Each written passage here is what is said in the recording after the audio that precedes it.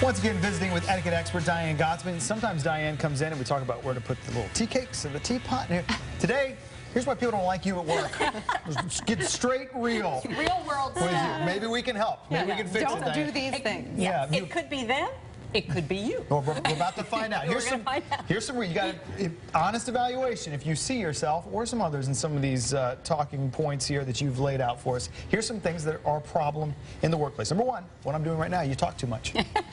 So when you talk about me in the office or with your friends or at a party, you know, you are boring. So the rule is 60-40. So you want to ask open-ended questions. You want to listen to what they're saying and not bring it back to you. Have you ever met someone or talked to somebody or know someone, and no matter what you say, they bring it back to them? Yes. That I think we all have, and I think It's we're hard not probably to all do it. guilty. It's hard not to do it. It is. Yeah, and so we just have to think about it. Certainly, it's reciprocal. The conversation should be two-way, but listen more than you speak. When you find yourself waiting to jump in and bring it back, that's when you're in Don't trouble. just think about what you're going to say next. Actually listen. Absolutely, because they can tell when you're not listening. Yeah. They can tell when you're break waiting. contact, You're just joke away. Yes.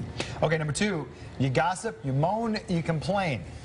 So we all know someone when we say, how are you? Oh, my eggs were overcooked this morning and I ran over the squirrel, and you know, they're always negative. So These all sound like code for something, Diane. I ran over the squirrel again. I don't know what that means. It sounds bad. So when someone asks you how you are, if things are going reasonably well, just say fine, thank you. And you know, fine, thank you, and keep going. Right. So that's one thing. Now, the other part, the gossiping. We know people who say, I'm a trap. You can tell me anything. You can't. Usually that person is the most dangerous person because red flag. the person that wants to know stuff wants to share stuff. Isn't it funny? Everybody shares everything, and then you think, oh, you're the one person that nobody says anything about? I mean, you know, how ridiculous is that? People that gossip want to talk to people who also gossip. So you can tell when someone doesn't want to hear it. And you can be the one to say, you know, I want to stay out of this. I'd prefer not to. But in that case, what if you come across as not being friendly? If you're just minding your own business, you're being professional. I choose not to gossip because I choose not to take part in a toxic environment. That doesn't mean I'm unfriendly. No. You want to be friendly. You just don't want to gossip. So if someone wants to gossip with you, if I want to give you the latest dish on a coworker, you just say to me, you know, Diane, I prefer not to hear it. You know, how is your day? Ask about them. Yes. So Keeping it positive. Keep it positive. You don't want to be Pollyanna. I'm not saying be fake, but you know, you set your boundaries. You let people know if you're willing to dish or not, and you really don't want to do it because you lose trust. All right, you're not going to be the most popular person at work if you're always the one running late. Keeping everybody waiting. You know, that spills into other parts of our lives. So if someone is always running late, they really don't respect you very much. So, and you will notice that they also have other things that irritate you as well.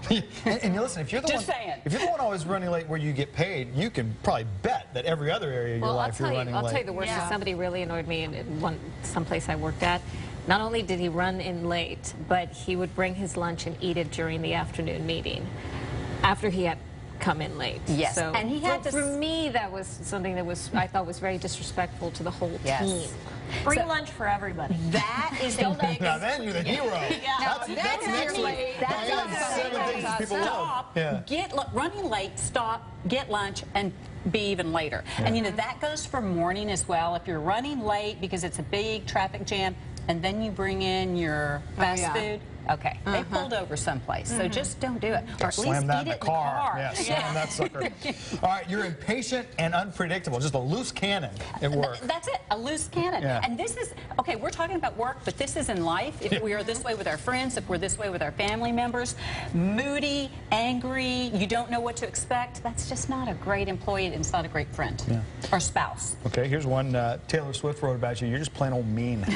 You're mean-spirited. Oh my gosh, yes. And you know, what happens there is you hear someone say about that other person, that's just how they are. Oh, they didn't mean it. That's how they are. Bless their heart. Well, bless their heart.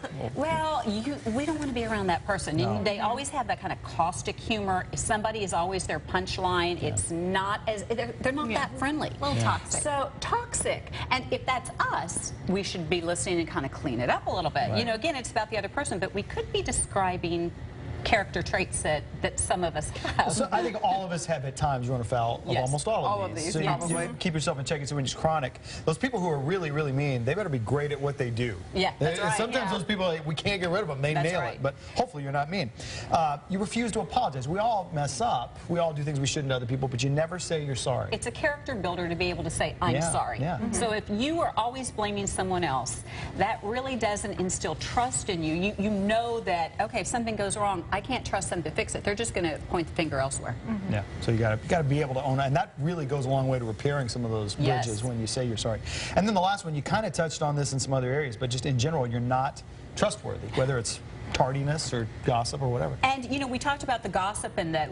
I am talking here about if I say I'm going to be someplace, I'm going to be someplace. If I say I'm going to do something, I'm going to do it. If I say I'm going to watch your baby, I'm going to watch your baby. If I say I'm going to go to dinner with you, I'm going to go. I'm not going to take the better offer that came along. So you are your word. You know, you are who you say you are.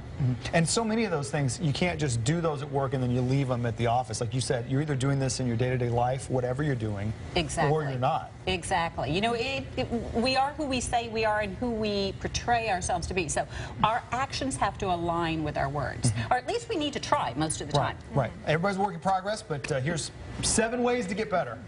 And keep an eye out for everybody else, I guess, at work. Everybody's going to be watching today.